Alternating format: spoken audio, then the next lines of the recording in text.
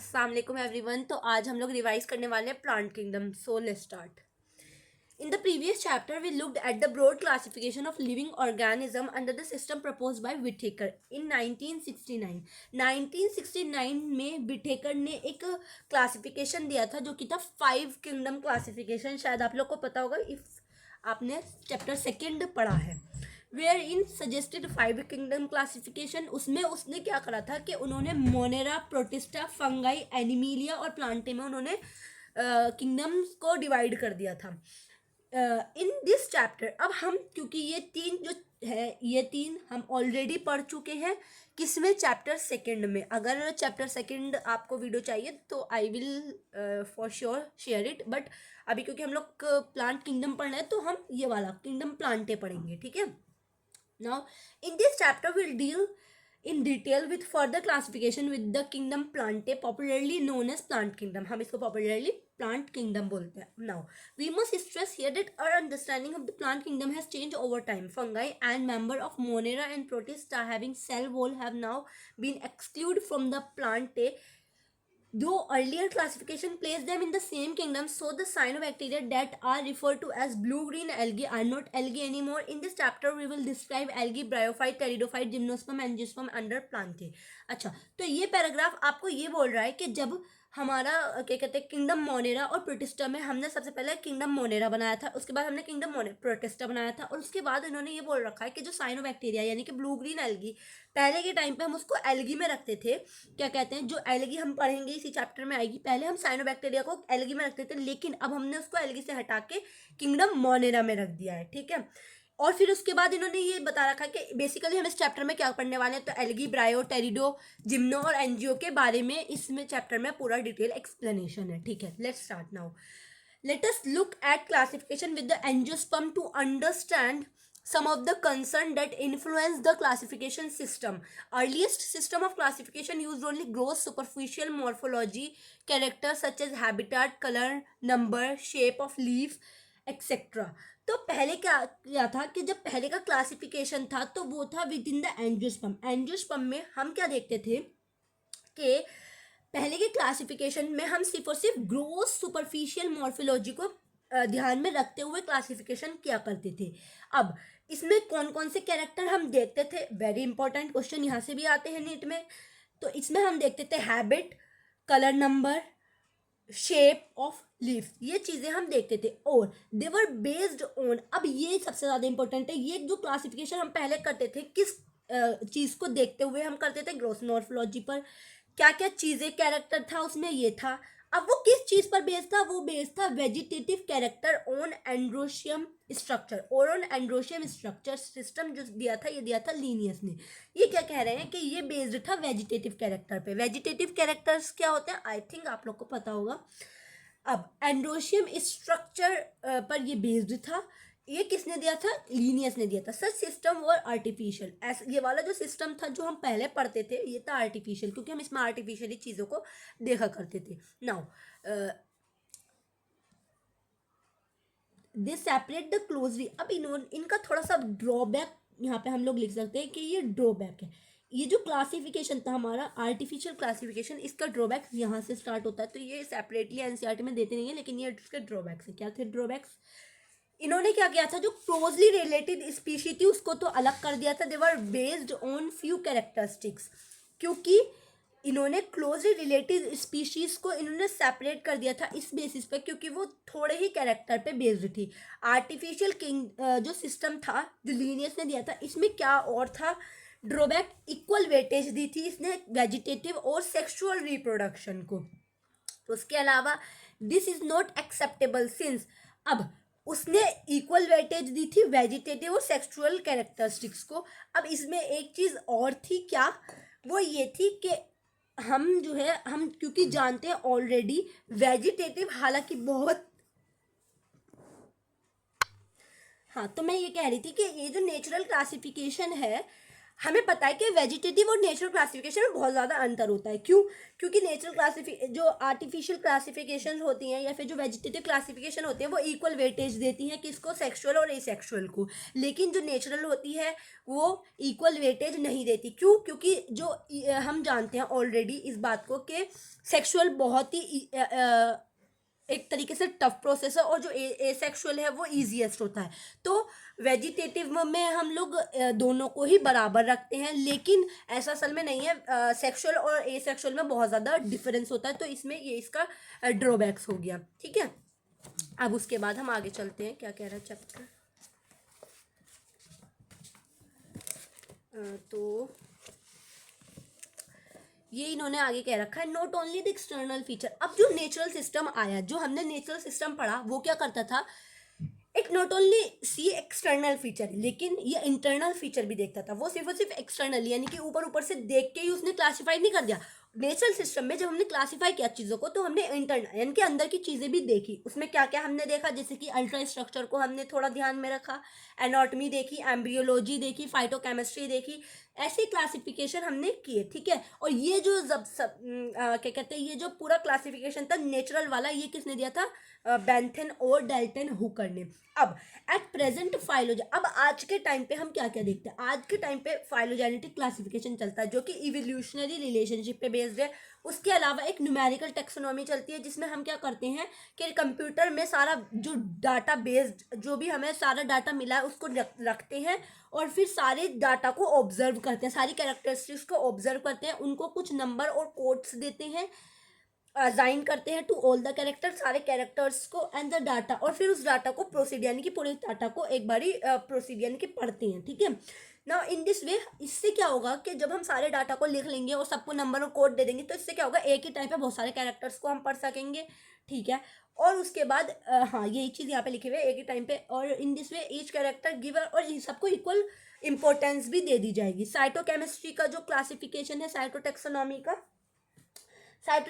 का cytological information पे based, cytological information पे बेस्ड यानी कि क्रोमोसोम के नंबर को हम थोड़ा सा देखते हैं, स्ट्रक्चर्स को, बिहेवियर्स को देखने में ध्यान में रखते हुए हम क्लासिफिकेशन करते हैं। उसके बाद आता है हमारा कीमोटेक्सोनॉमी। कीमोटेक्सोनॉमी में हम chemical constituent of plants to resolve confusion, जो हमारी कन्फ्यूजन है उसको हम थोड़ा सा प्रॉब्लम को निकालते हैं, यानी कि उस प्रॉब्लम से बाहर आ जाते हैं। हम इस चीज़ को केमिकल जो कॉन्स्टिट्यूएंट है, जो जितने भी हम ऑर्गेनिज्म को क्लासीफाई कर रहे हैं उनके केमिकल्स को बेसिकली हम लोग देख के क्लासीफाई करते हैं। ठीक है, तो ये सारा इसका क्लासिफिकेशन हो गया। अब उसके बाद आती है हमारी एल्गी। एल्गी सबसे पहली बात क्लोरोफिल बियर करने वाली simple thalloid autotrophic largely aquatic होती है और फ्रेश वाटर मरीन दोनों हो सकती है। दे अकर इन वैरायटी ऑफ हैबिटाट, बहुत सारे हैबिटाट में पाई जाएगी, जैसे कि आपका मोइस्ट स्टोन हो गया, soil, wood, some of them occur in association with fungi. कुछ एल्गी ऐसी भी होती हैं जो एसोसिएशन रखती हैं। एसोसिएशन होता है रिलेशनशिप। ठीक है,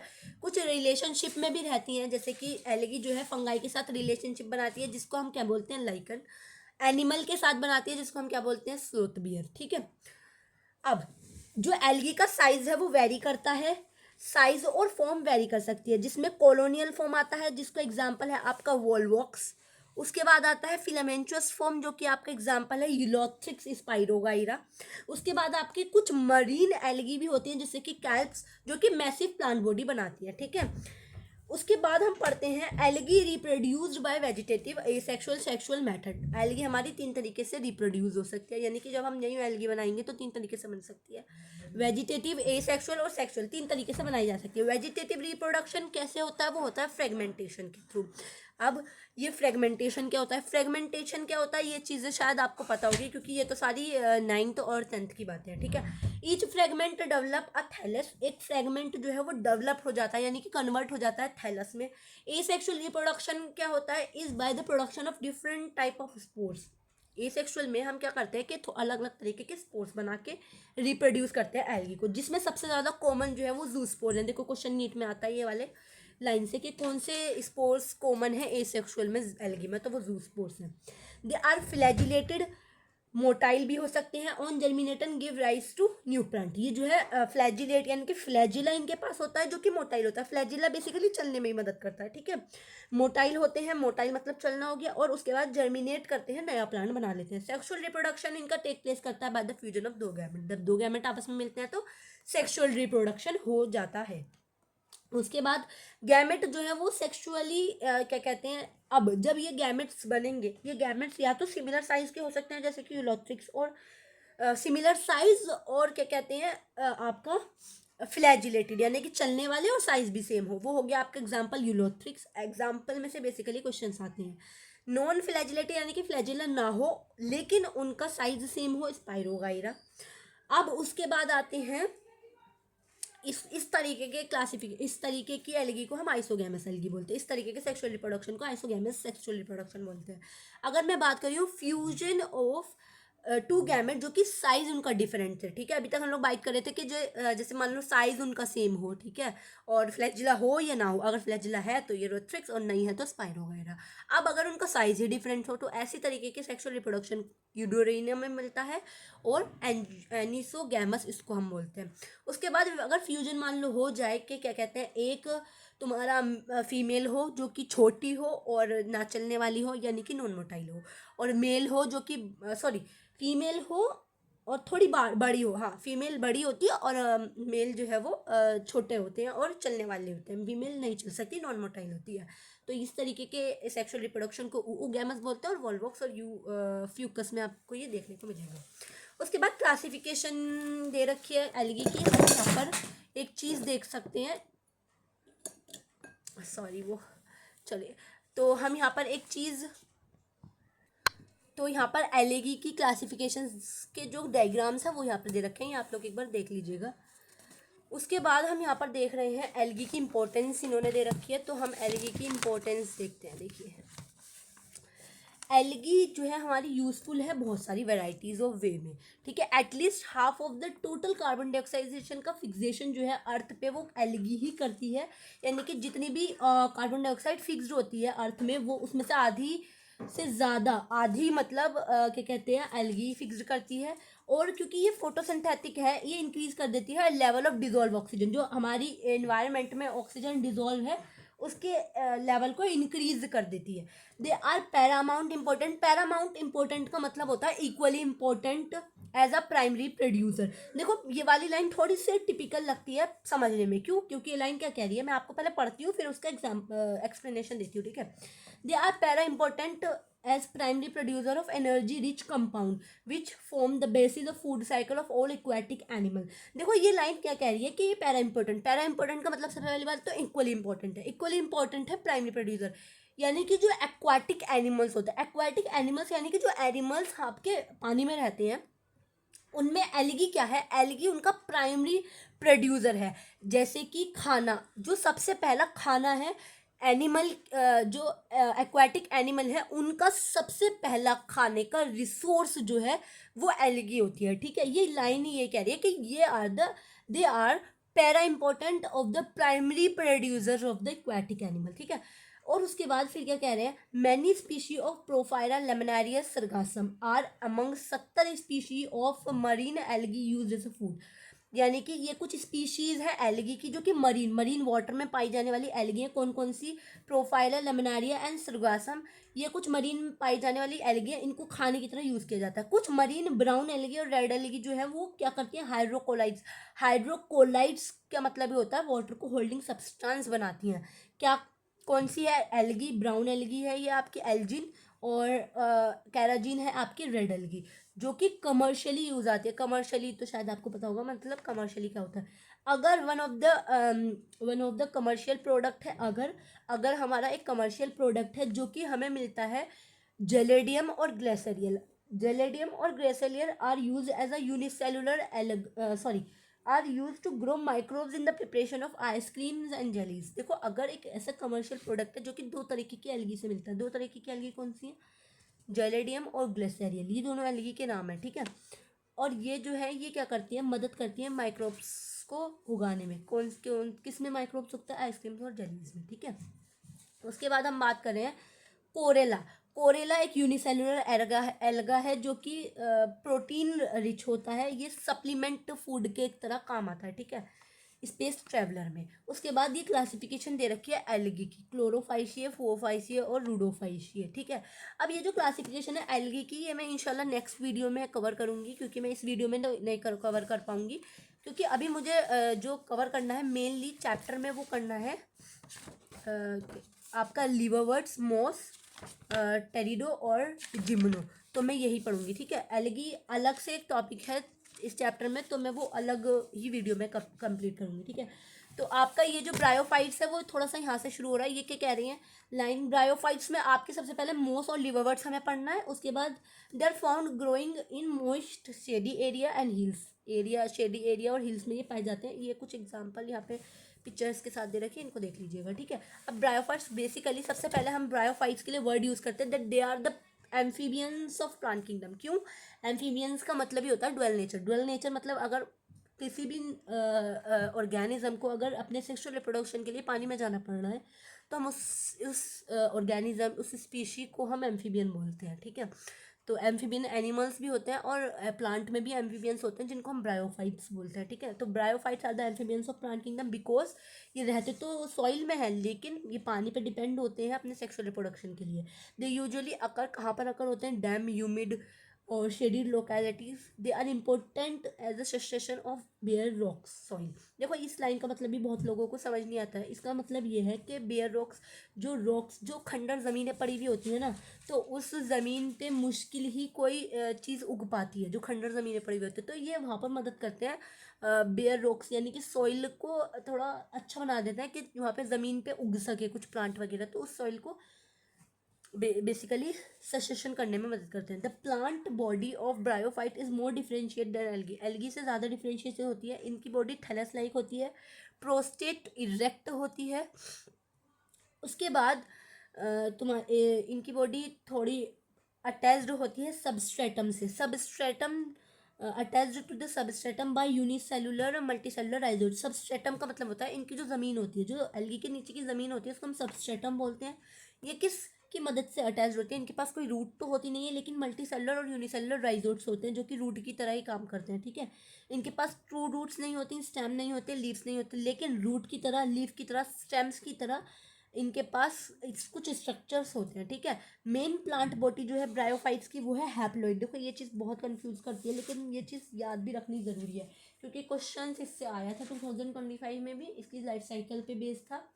तो उसके लिए हमें ये ज़रूरी है कि हमें पता हो कि इसकी मेन प्लांट बॉडी कौन सी है। तो इसकी मेन प्लांट बॉडी हैप्लॉइड होती है, ठीक है।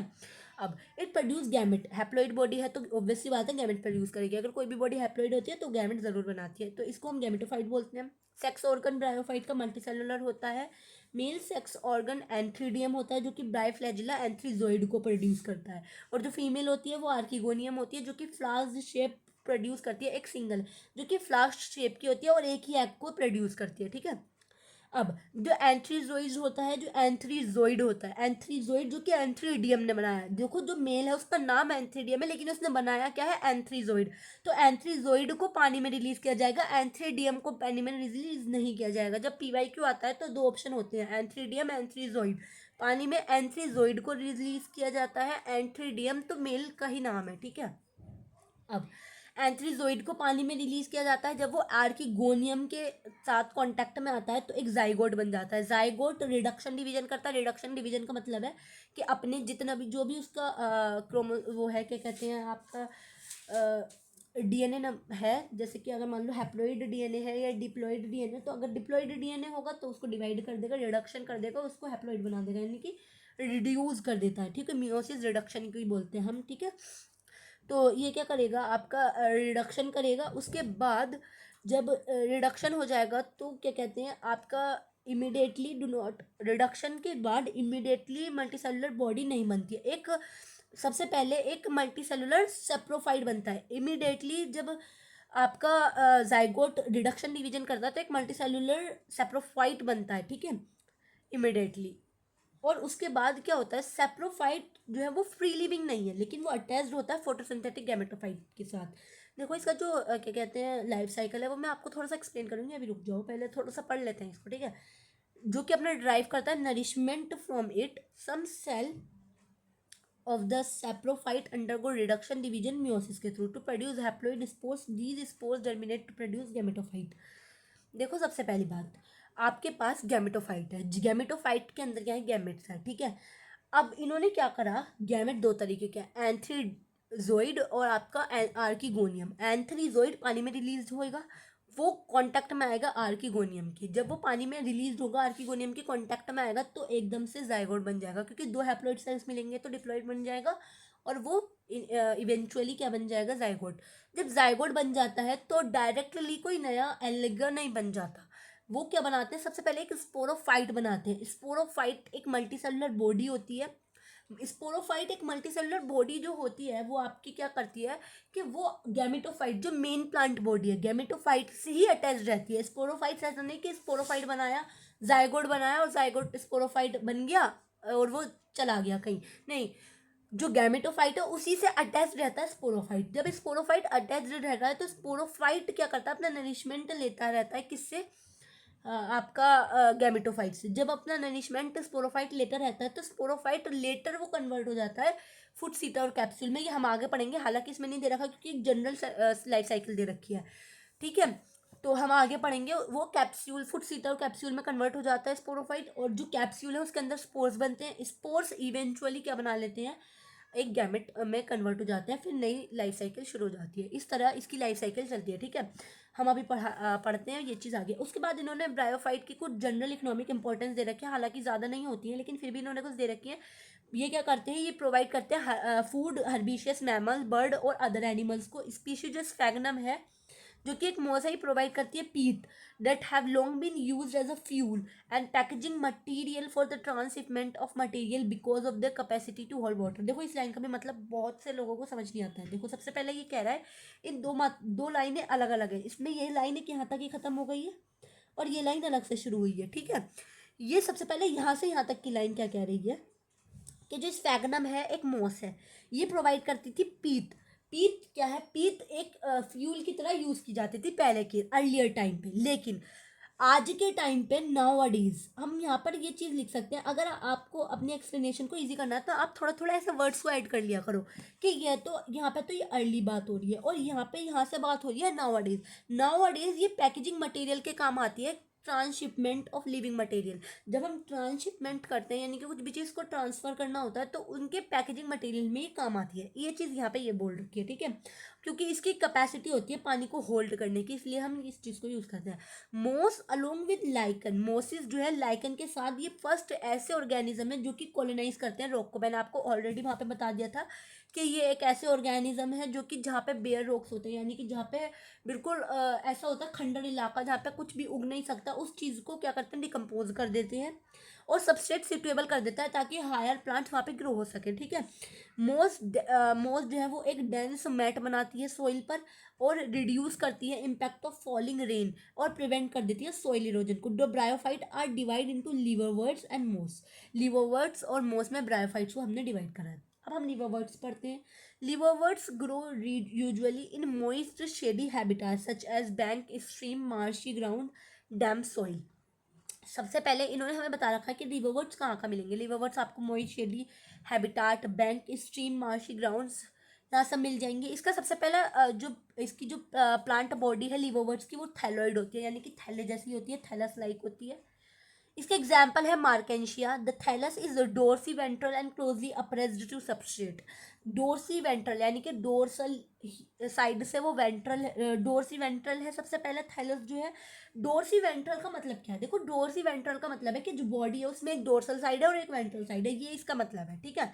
उसके बाद इन्होंने क्या रखा है कि closely appressed to substrate. Closely appressed to substrate का मतलब ये है, क्लोजली अप्रेस्ड टू सबस्ट्रेट का मतलब यह है कि वो क्लोजली बहुत क्लोजली अटैच्ड होती है सबस्ट्रेट से। सबस्ट्रेट क्या होता है मैं आपको बता चुकी हूँ। The leafy member have टिनी leaf like appendages. जो लीफी मेंबर्स होते हैं उसके पास छोटी छोटी लीफ लाइक अपेंडेजेस होते हैं डोरों में, जिस जो कि कहाँ पर रखे हुए होते हैं, स्टेम्स पर लगे हुए होते हैं। स्टेम लाइक स्ट्रक्चर पे लगे हुए होते हैं, बेसिकली स्टेम तो नहीं होती लेकिन स्टेम की तरह एक स्ट्रक्चर होता है उस पर वो लगे हुए होते हैं, ठीक है। उसके बाद लीफी मेंबर्स होते हैं जो कि टिनी लीफी अपेंडेजेस होते हैं जो कि दो रो में होते हैं और स्टेम लाइक स्ट्रक्चर से अटैच होते हैं, ठीक है। आसेक्सुअल रिप्रोडक्शन जो है लिवर्वर्ट्स में वो फ्रेगमेंटेशन के थ्रू हो सकता है या फिर एक स्पेशल तरीके का स्ट्रक्चर बनता है जिसको हम बोलते हैं गैमे। इसी से लाइन से क्वेश्चन आया था 2025 में कि गैमे क्या है, गैमे क्या कहते हैं, सेक्सुअल से बनता है या फिर एसेक्सुअल। गैमे जो है एक एसेक्सुअल फॉर्म है लीवरवर्ट्स की। लीवरवर्ट्स में एसेक्सुअल दो तरीके से हो सकता है, एक तो फ्रेगमेंटेशन या फिर एक स्पेशल बॉडी बनाते हैं जिसको हम बोलते हैं गैमे। तो वो क्वेश्चन आया था 2025 में कि गैमे एसेक्सुअल है या फिर सेक्सुअल, तो एसेक्सुअल। गैमे ग्रीन होते हैं, मल्टी सेलुलर होते हैं, एसेक्सुअल बर्ड होती है, देखो ये लिखा। विच डेवलप स्मॉल रिसेप्टर जिसको हम क्या बोलते हैं, गैमे कप। गैमे कहाँ पर उगते हैं, गैमे गैमे कप पर उगते हैं। गैमे कप एक स्मॉल रिसेप्टर स्ट्रक्चर होता है, कप की तरह उसकी शेप होती है, लोकेटेड ऑन थाली, यानी कि जो थाली है, जो थैलस लाइक स्ट्रक्चर है उसी पर लोकेटेड होता है, एक कप जैसा स्ट्रक्चर, उसके अंदर गैमे होते हैं basically. The gemmae become detached from parent body and germinate to form new individual. जो गैमे हैं जब वो बन जाते हैं गैमे कप के अंदर तो वो अपनी डिटैच का मतलब होता है अलग हो जाते हैं अपनी पेरेंट बॉडी से और फिर नया इंडिविजुअल बन जाता है। ड्यूरिंग सेक्सुअल रिप्रोडक्शन में क्या होगा, मेल और फीमेल सेक्स,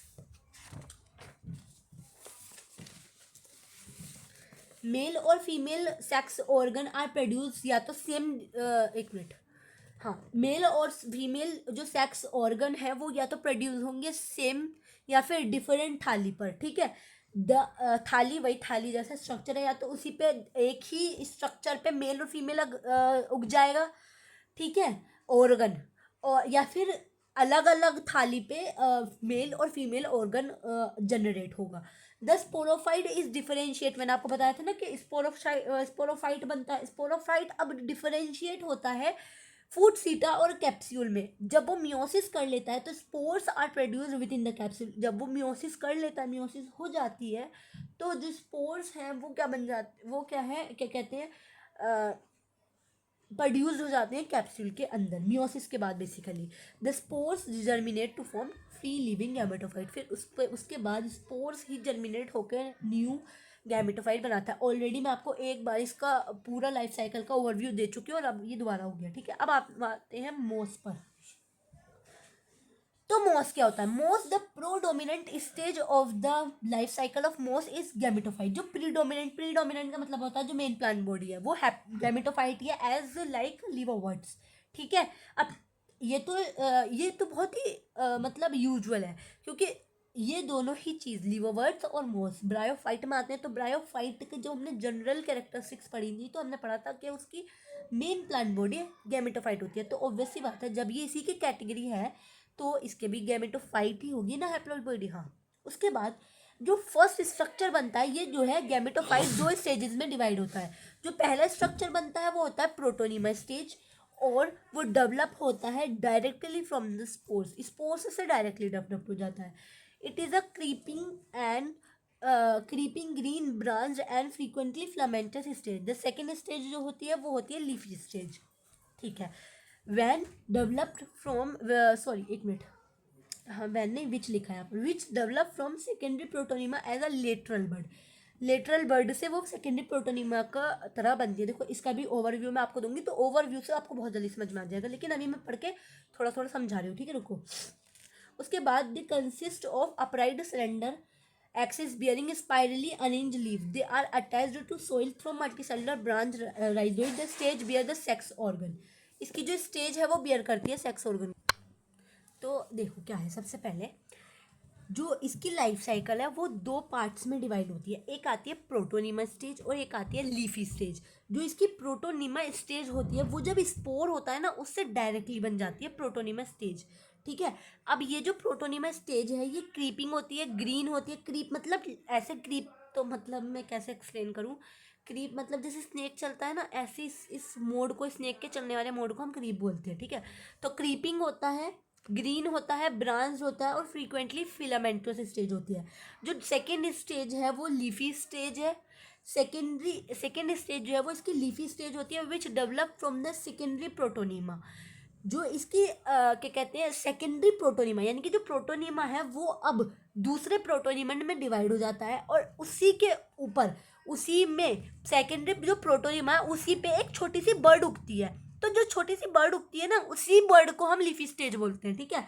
अब ये जो लीफी स्टेज है, इसी के अंदर आपके ये अपराइड होती है, सिलेंडर होती है, और इसी के ऊपर आपके सेक्स ऑर्गन होते हैं। देखो यहाँ पे लिखा हुआ है कि ये जो इसकी लीफी स्टेज होती है ना, ये बियर करती है सेक्स ऑर्गन, और ये अटैच्ड होते हैं मल्टीसेलुलर ब्रांच राइजोइड से, ठीक है।